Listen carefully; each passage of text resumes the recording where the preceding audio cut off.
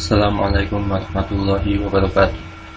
Masuk ke bab constraint oleh Ilham Lusdi, dosen pembimbing Paringga Asmara, Politeknik Elektronika Negeri Surabaya. Tujuan memahami definisi constraint, dapat membuat constraint, dapat melakukan pemeliharaan constraint. Definisi constraint adalah batasan atau aturan yang ada pada tabel. Di antara bentuk constraint mencegah penghapusan data dari suatu tabel yang mempunyai keterkaitan dengan tabel yang lain. Jenis constraint: not null, unique, primary key, foreign key, dan check. Suatu kolom yang didefinisikan. Constraint not null. Kolom yang didefinisikan dengan constraint not null tidak boleh berisi nilai null. Null constraint: tidak ada baris yang berisi nilai null untuk kolom last name. Ya, semua diisi. Bebas semua diisi, semuanya diisi. Nah, ini tidak not null. Ada baris yang kosong atau null. Constraint not null. Contoh penggunaan di table employees, last name, char. Nah, ini not null. Last name-nya tidak boleh menggunakan constraint not null. Digit juga not null. Constraint unique. Constraint unique mendefinisikan suatu kolom menjadi bersifat unik. Maksudnya dalam satu kolom tidak ada nilai yang sama. Seperti ini tidak bisa. Insert into. Nah, yang kedua Smith tidak bisa. Constraint unique. Perintah pembuatan tabel untuk menggunakan unique. Create tabel employees.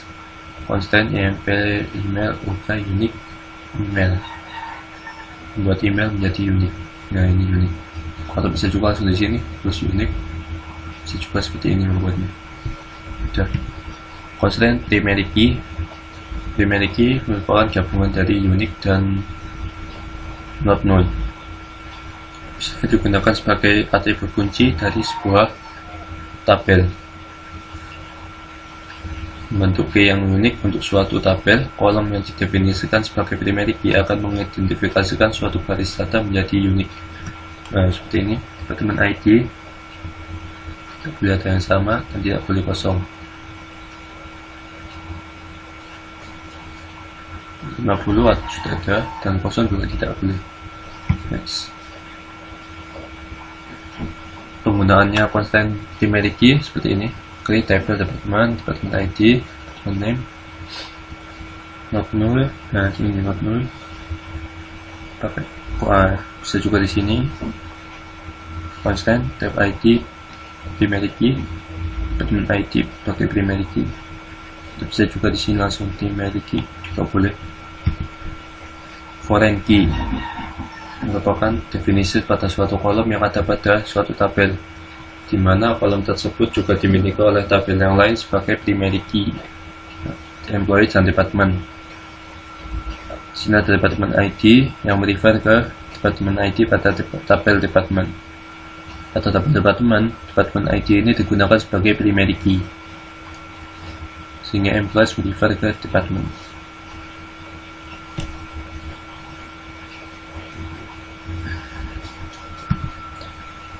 Constraint foreign key. Contoh penggunaan constraint primary key, constraint foreign key maksudnya. Create table, export seperti ini. Difference. Nah, ini perlu ada tambah difference department. Refer ke atribut mana maksudnya? Ke department ID pada tabel department. Keyword constraint foreign key. Foreign key mendefinisikan kolom yang ada pada tabel anak. Reference mengidentifikasi tabel dan kolom dalam tabel induk. On delete cascade penghapusan baris dependen dalam tabel anak pada saat sebuah baris pada tabel induk dihapus. Semuanya akan dihapus ini.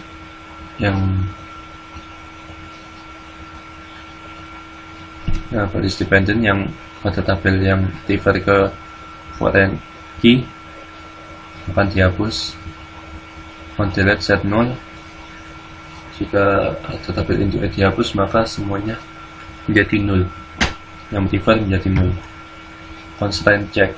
Constraint check digunakan untuk mendefinisikan suatu kondisi yang harus dipenuhi oleh tiap baris data dalam tabel. Penggunaannya constraint emp salary min, cek salary harus di atas 0. Menambahkan constant. Untuk menambahkan suatu constant digunakan perintah alter tabel. Untuk penambahan foreign key pada tabel employees, alter tabel employees add constant, add constant, nama constantnya, jenis constantnya foreign key manager ID, for reference ke employee ID pada tabel employees. Menghapus constant juga sama menggunakan alter tabel, dan di sini menggunakan perintah drop constraint, nama constant. Disable constant. Nonaktifkan constraint digunakan klausa disable. Pilihan cascade digunakan untuk mendisable dependent integrity constraint.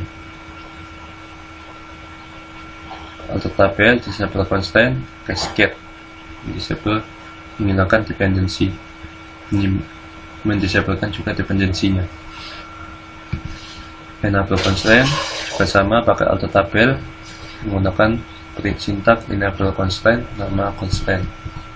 Cascading constraint digunakan dengan klausa drop column. Klausa cascade constraint menghapus semua referensi integrity constraint yang merefer ke primary dan unique key yang didefinisikan pada kolom yang dihapus.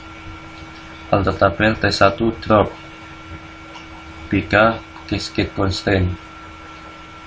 Alter tabel T1 drop hapus PK primary key, foreign key, dan call 1 cascade constraint. Menampilkan constraint. Constraint disimpan dalam data dictionary pada tabel user constraint. Kolom tipe constraint berisi C untuk constraint, R untuk foreign key, dan P untuk primary key, U untuk unique. Nah, ini untuk perintah menampilkan nama constraint-nya. Select constraint name, constraint type, set condition from user constraint, tabelnya, tabel name employees. Next, menampilkan kolom constraint.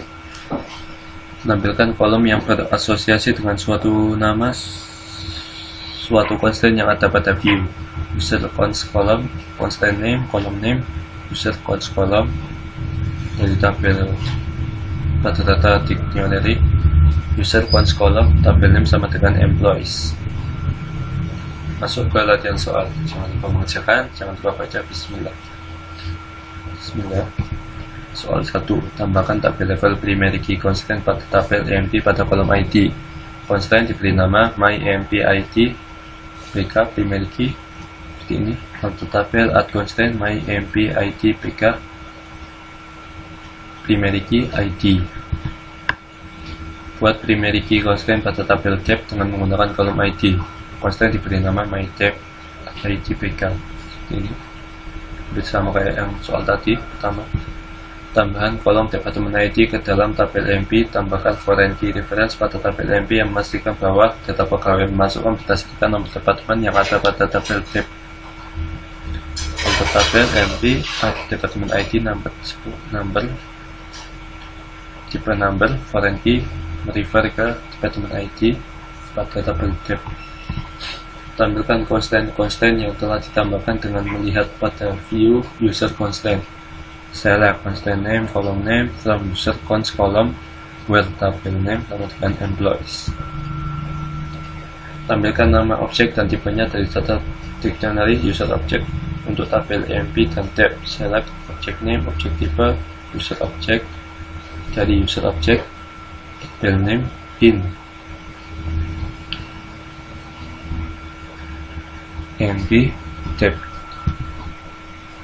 Modifikasi tabel MP, tambahkan kolom commission dengan tipe data number. Tambahkan constraint untuk memastikan bahwa kolom ini harus diisi dengan nilai di atas 0. Pakai constraint check ya.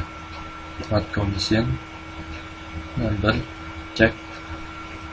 Untuk constraintnya, constraint pada komisi. Sekian presentasi mengenai constraint. Alhamdulillah selesai. Assalamualaikum warahmatullahi wabarakatuh.